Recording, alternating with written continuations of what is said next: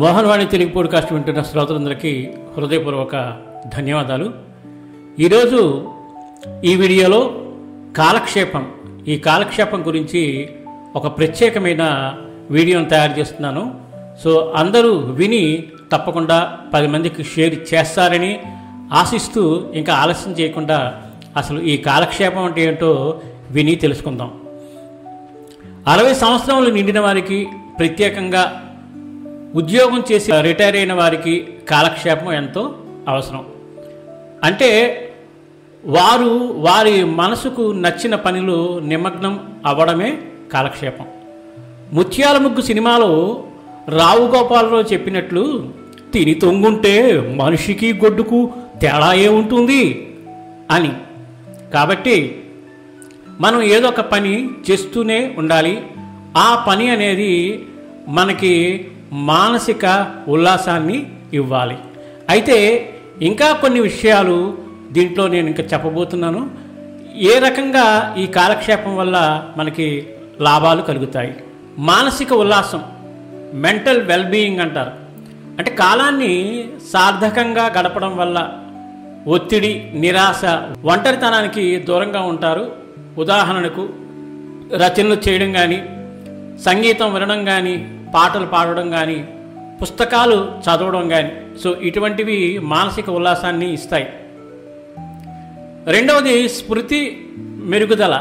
స్మృతి అంటే ఇదే చాలా ఇంపార్టెంట్ అండి. మెమొరీ ఇంప్రూవ్మెంట్ అంటే మనం ఎప్పుడు కూడా మెదడుకు మేత వేస్తేనే అది బాగా తిని మన యొక్క మెమొరీని బాగా పెంచుతూ ఉంటుంది.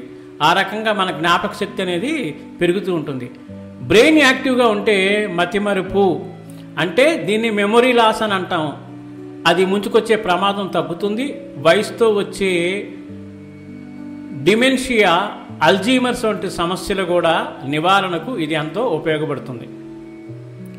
అలాగే ముచ్చటైన 3వ పాయింట్ ఏంటంటే ఆత్మవిశ్వాసం పెరుగుతుంది. అంటే బూస్ట్ ఇన్ కాన్ఫిడెన్స్.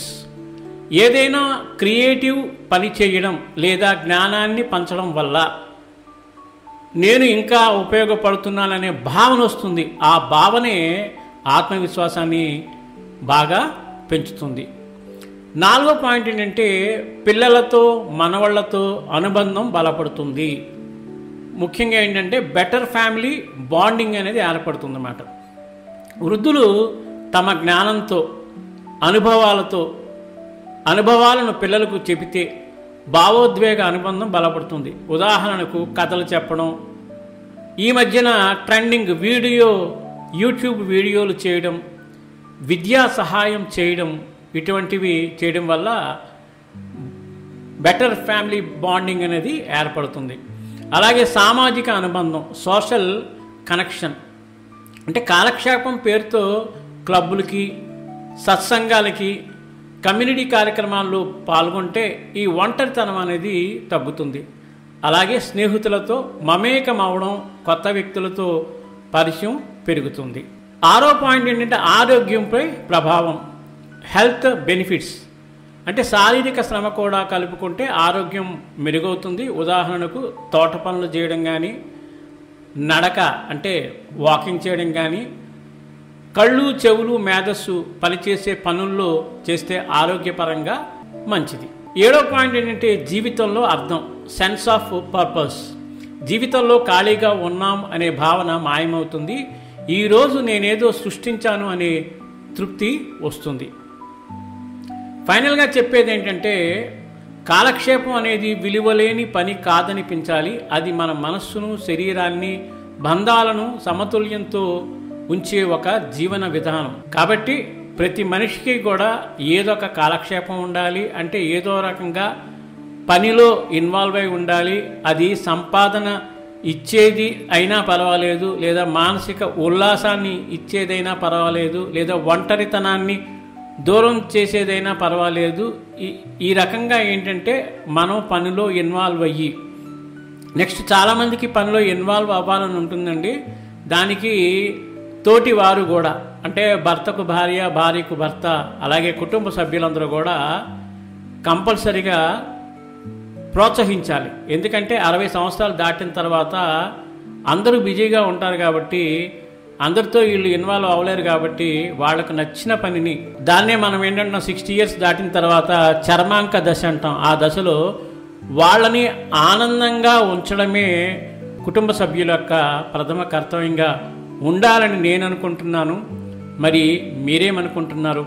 అలాగే మీ 60 ఇయర్స్ రిటైర్మెంట్ తర్వాత మీరేం చేస్తున్నారు? మీరు ఎటువంటి కాలక్షేపాన్ని తీసుకున్నారు? ఆ కాలక్షేపంతో మీరు ఎంత తృప్తి చెందుతున్నారు? వీలైతే తప్పకుండా ఈ వీడియో కింద కామెంట్ చేయండి. ఇంకొక 10 మందికి ఇన్స్పిరేషన్ వస్తుంది. అందరూ కూడా ఈ కాలక్షేపాన్ని ఉల్లాసంగా ఎంజాయ్ చేస్తారు. ఈ కాన్సెప్ట్ నచ్చిందని అనుకుంటున్నాను. తప్పకుండా 10 మందికి షేర్ చేయండి. ఇక్కడ కాలక్షేపం అనేది ఎందుకు అనేది క్లియర్గా అర్థమవుతుంది. కాబట్టి ఒక అండర్స్టాండింగ్ రావడం వల్ల అందరూ కూడా ఎవరైతే రిటైర్ అవుతున్నారో, ఎవరైతే 60 ఇయర్స్ దాటి ఉన్నారో వీళ్ళందరికీ కూడా మంచి ప్రయోజనం అవుతుందని ఆశిస్తూ సర్వేజన సుఖినో భవంతు, లోకా సమస్త సుఖినో భవంతు. ధన్యవాదాలు. స్వస్తి.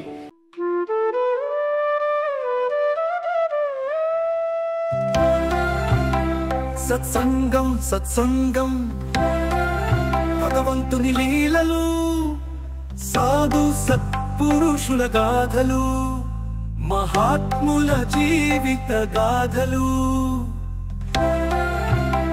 భగవంతుని తత్వం తెలుసుకునే ప్రయత్నమే సత్సంగం.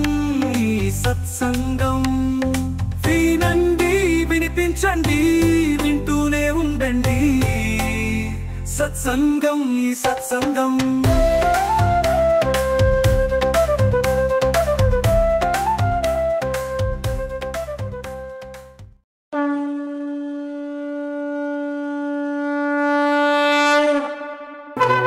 వినుడు వినుడు శ్రోతలారా, మహాభారత కథలు మన మనుగడ కోసం అందించిన కథలు. శూరులు ధీరులు వీరుల చరితలు, మన కృష్ణయ్య బోధించిన బోధలు.